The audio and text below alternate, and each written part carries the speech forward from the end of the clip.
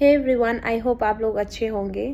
मैं cabin crew हूँ and कल एयर इंडिया हादसे में जो भी हुआ उसे सुन के मुझे बहुत बुरा लगा।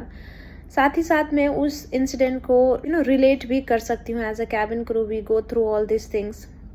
मैं एक वही कैबिन क्रू हूँ जिसे आप लोग बोलते हैं कि oh you are good for nothing, you are just waitress and you do only veg non veg, नमस्ते करने के लिए ही हो। I get such comments sometime.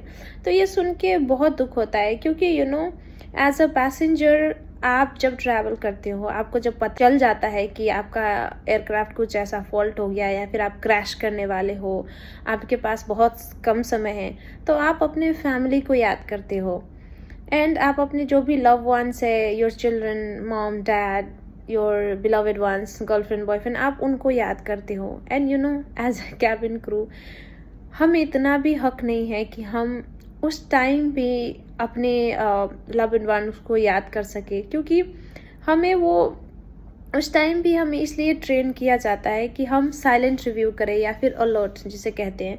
उस टाइम भी हम ये सोचते हैं कि हम अपने पैसेंजर को कैसे बचाएंगे, कितने बच्चे हैं, कितने बूढ़े हैं, मैं कैसे दरवाज़ा खोलूँगी, ये सब चीज़ें दिमाग में चलती है। तो हम मेंटली इसलिए भी रेडी नहीं रहते कि हम अपने लव वंस को याद कर से उस टाइम में। एंड देन आप वही कैबिन क्रू को जब ऑन बोर्ड आते हो और थोड़ा सा कुछ चीज़ों में लेट हो जाता है, देन जैसे चॉइस ऑफ मील नहीं मिला, तो 40,000 फीट के ऊपर आप लोग ऐसे चिल्लाते हो जैसे कि एक बार है या फिर एक रेस्टोरेंट है, आपको इसके बाद कभी कुछ मिलेगा ही नहीं, ऐसे रिएक्ट करते हो।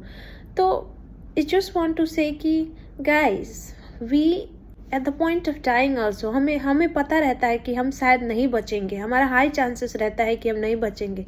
उस टाइम भी we think about our passengers. You guys don't give us respect and जब आप हम पे आके चिल्लाते हो, ये करते हो, सो I just want to say कि next time when you go on board, just show some respect towards the crew, because they are on duty. Just think about their duty, their passengers safety, that's all. So please